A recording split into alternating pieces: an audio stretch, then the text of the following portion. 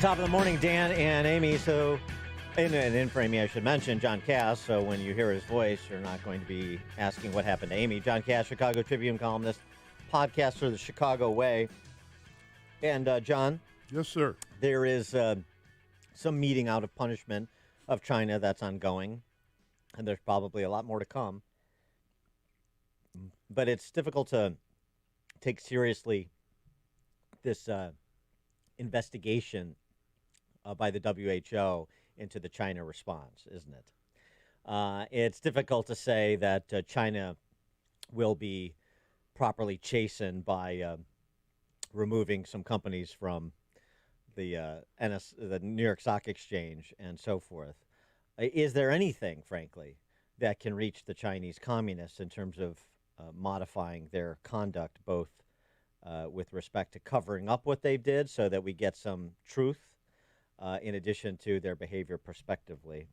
For more on this, we're pleased to be joined by Josh Philipp again, senior investigative reporter for the Epoch Times and host of the China Report. Josh, thanks for joining us. Appreciate it. Hey, it's a real pleasure being here. Thank you. So what can we look forward to from the WHO's deep dive on the China response to the COVID-19 outbreak? To be honest, it's not very likely, at least in my analysis, we're going to get a whole lot out of the WHO in the short term. But on that note, the Trump administration has given them 30 days to show substantial changes in terms of their approach and to demonstrate their independence from the Chinese Communist Party. So, yeah, within 30 days. Otherwise, the freeze on U.S. funding to it is going to be permanent. So is that enough, though? Is pulling our $500 million, is that enough to change how the WHO operates in a substantive way, not just sort of papering over it, but truly a culture change there? To be honest, I don't think it's going to happen. I think trying to be nice to it, but just in my analysis, I really don't think it's going to change. The Epoch Times actually is putting out an investigation. We've looked into the different organizations that basically make up the WHO. And just about, there's a lot of them, a large number of them that have leadership tied to the Chinese Communist Party. And so it's not just Tedros being biased, it's many organizations within the WHO that have very similar ties to China. And so if they do make a change, I don't think it's going to be a reliable change. So it would have to be a very fundamental remaking of it. Because we're looking at the wrong pot of money, right? We're looking at the budget for the WHO when we should be looking at where the Chinese communist money flows, like to Ethiopia and Dr. Tedros, and you're saying, and throughout the world as well. Exactly. In other words, it's not just a surface issue of bias. It is a fundamental issue with the very makeup of the organization. You would have to substantially remake it in order to remove that bias. How did this happen without outcry? I mean, from Washington over decades, I would think that part of the money train that you would follow would be the money from companies doing business in China to K Street in Washington. Given that, I would think that many Republicans were part of it. And isn't that part of it as well, that the silence about China was bought and paid for? Well, that's partly true. Based on what I've seen, the issue of tolerating the Chinese Communist Party and basically giving it free rein, up until very recently, was always a bipartisan issue. Yeah, remember, you can talk about George Bush Sr. and Jr., we can talk about Nixon, we can talk about Bush and Obama. All of them are pretty tolerant to the Chinese Communist Party. At the same time, conservatives have criticized the Chinese regime for its own reasons, and liberals have criticized the Chinese regime for their own reasons. And so it's a funny issue where it does go across party lines, where some have tolerated it in some ways, some have gone after it in some ways. But you're right, the business angle is a big one.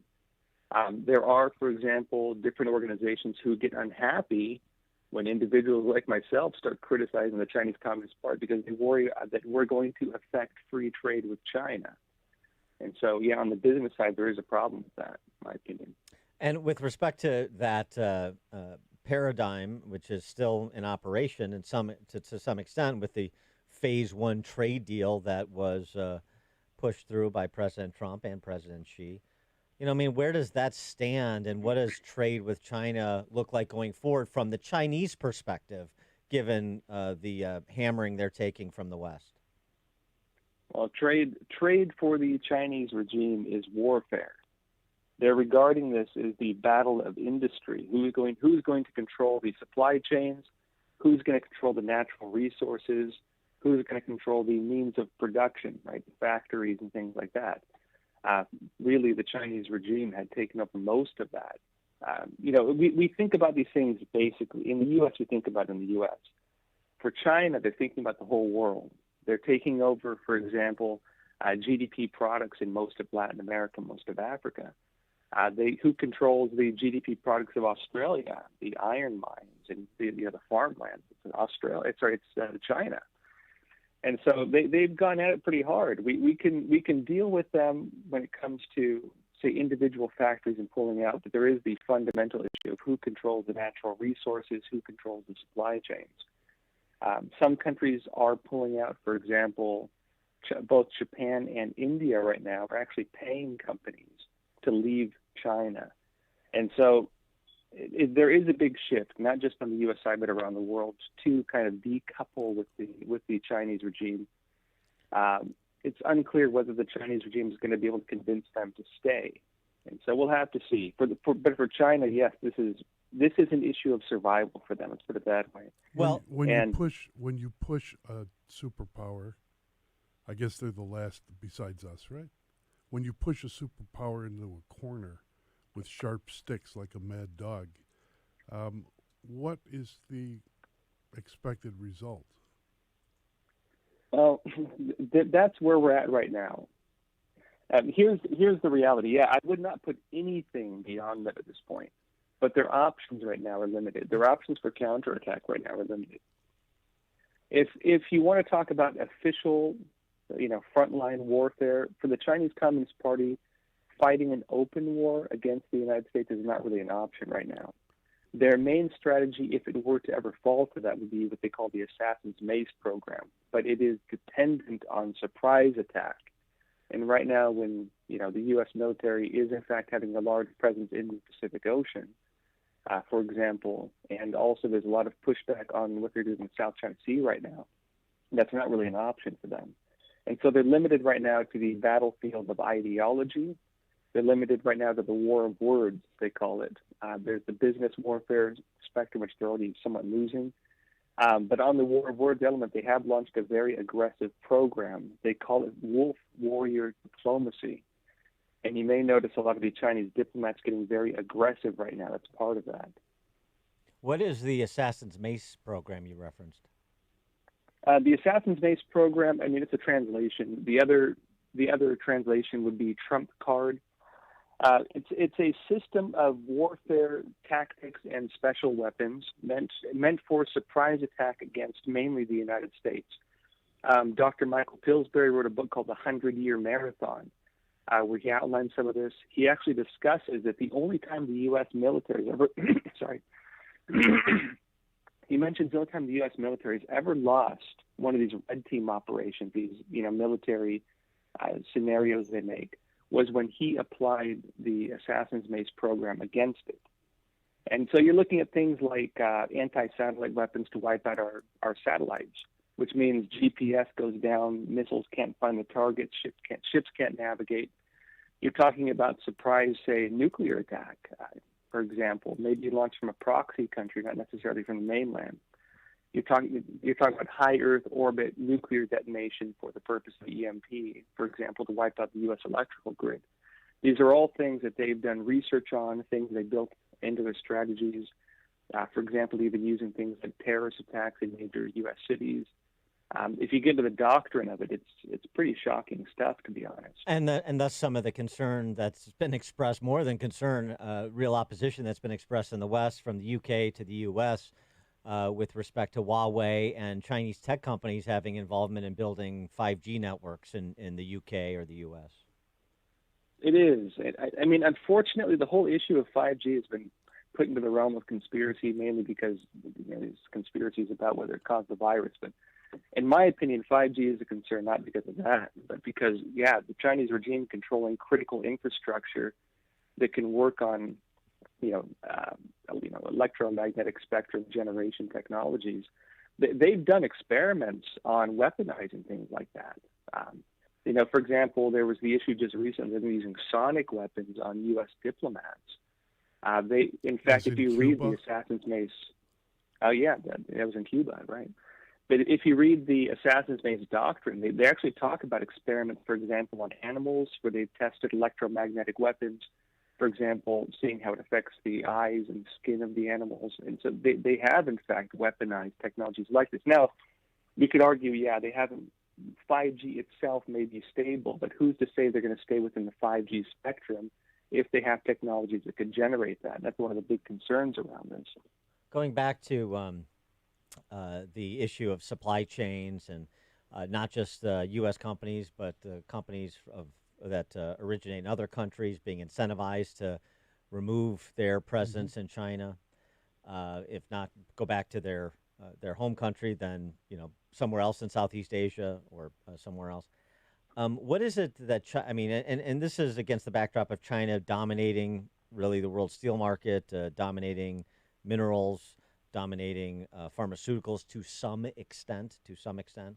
What is it that China most fears the West will do in terms of hampering their aspirations for global dominance?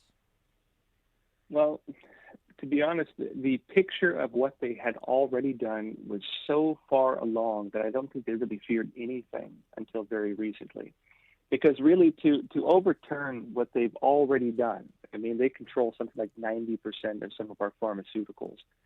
They control blood thinners, for example. They control even the illegal drug trade, things like fentanyl and ingredients and precursor chemicals for the drug cartels. They control most of it. And again, it's not just a U.S. thing. You go to Africa, you go to Latin America, you can go to Australia. They control a lot of the main GDP products. Now, ending that would mean you would have to basically pull out all these different factories from China, not just from the U.S., but all around the entire world. And as far as they were concerned, that was a scenario that would just never take place. What is happening right now, though, were countries, including, again, Japan and India, even paying other companies to move their factories out of China. We're now seeing that take place. What is happening right now is what they fear most, actually. He is Josh Philipp, senior investigative reporter for the Epoch Times, host of the China Report. Always insightful. Thanks so much for joining us again, Josh. Appreciate it. My pleasure. Thank you. And he joined us on the Turnkey.pro answer line. You've made the switch, and it feels so good. You've switched to Chicago's Morning Answer on AM 560. The Answer.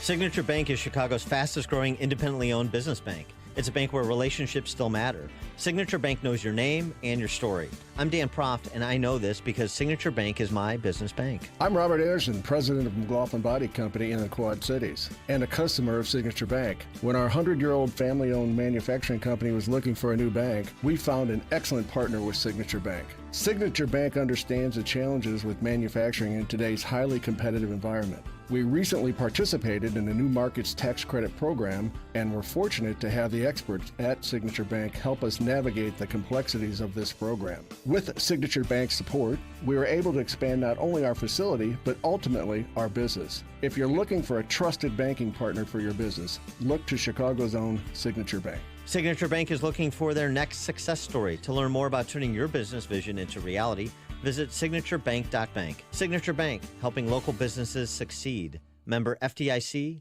equal housing lender. With those heavy rains we had, many of us had water issues in our basement, and Permaseal is here to help you. If your sump pump or backup sump pump went out, they want you to call them right away. 800-421-7325. That's 800-421-7325, or you can visit Permaseal